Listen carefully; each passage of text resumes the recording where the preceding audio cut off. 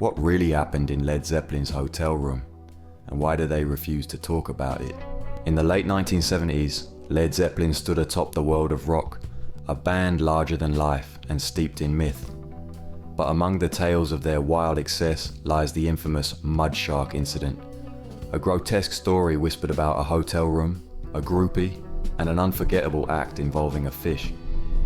No one knows how much of it is true, but the band's refusal to address it only fueled the legend.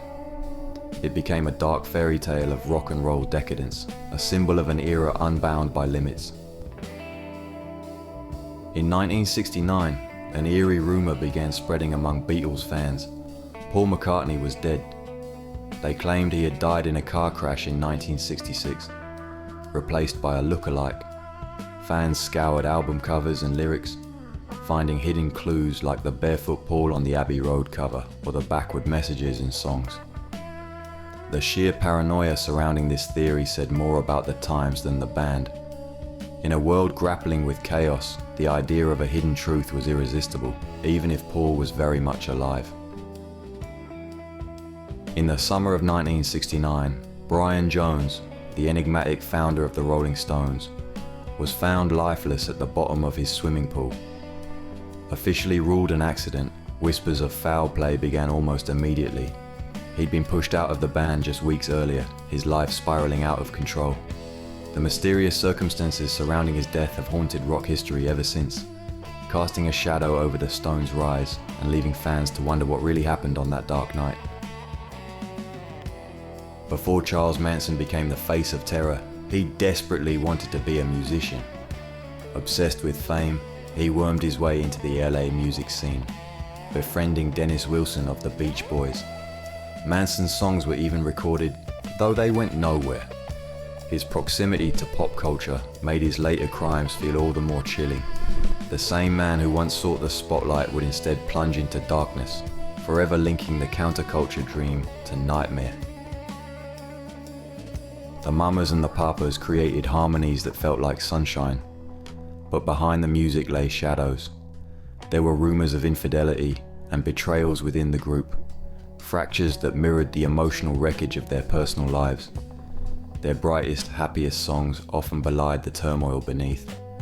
As their music soared to the top of the charts, their relationships crumbled, proving that even the most golden voices couldn't escape the weight of their secrets. Karen Carpenter, with her angelic voice, captured hearts around the world. But behind her flawless performances, she was disappearing. Struggles with an eating disorder consumed her, leaving a haunting void. Her death in 1983 forced the music industry to confront a hidden epidemic, one it had if often ignored or enabled. Karen's quiet tragedy became a stark reminder of the cost of perfection, a loss that echoed in every note she left behind. Jim Morrison's death in Paris in 1971 was shrouded in mystery. No autopsy, no witnesses.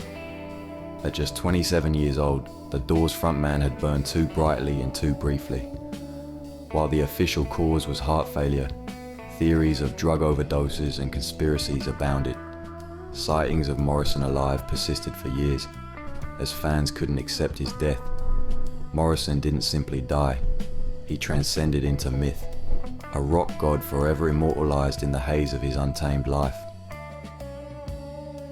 Sid Vicious and Nancy Spungen were punk's most infamous couple, their love as chaotic as the music they lived for. But in 1978, their story turned tragic, when Nancy was found dead in a New York hotel room, stabbed in the stomach. Sid was charged but died of an overdose before his trial. The truth of that night remains elusive, lost in a haze of addiction and violence. Their tale became a cautionary myth, glamorized and mourned in equal measure. Graham Parsons, a pioneer of country rock, died in 1973 at just 26. His final days were marked by excess, alcohol, barbiturates, and an ill-fated injection of morphine. But even death couldn't tether him to convention. His body was stolen from the airport by friends and set ablaze in the Joshua Tree Desert. Fulfilling his wishes in a bizarre and illegal tribute, Parsons' partially cremated remains were eventually returned to his family. but his story remains one of rock's strangest, blending legend with rebellion. The Curse of the 27 Club, an idea born from the tragic deaths of rock legends like Jimi Hendrix, Janis Joplin, and Jim Morrison, all at the age of 27. Within 2 years, this trio of icons was gone, leaving fans to wonder if it was coincidence or fate. The curse became a way to make sense of the senseless, a narrative we invented to cope with the loss. It transformed youthful death into something almost mythical, even as it left an undeniable void in music. Altamont Speedway, December 6, 1969. A free concert meant to rival Woodstock turned into chaos. As the Rolling Stones played under the California night sky, violence erupted. The fatal stabbing of a fan by a Hells Angel, caught on film, marked the end of the 1960s dream.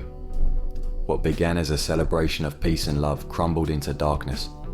For many, Altamont symbolized the moment the counterculture's utopia collapsed, leaving behind a sobering reality and a scar on rock and roll history. Subscribe for more groovy stories.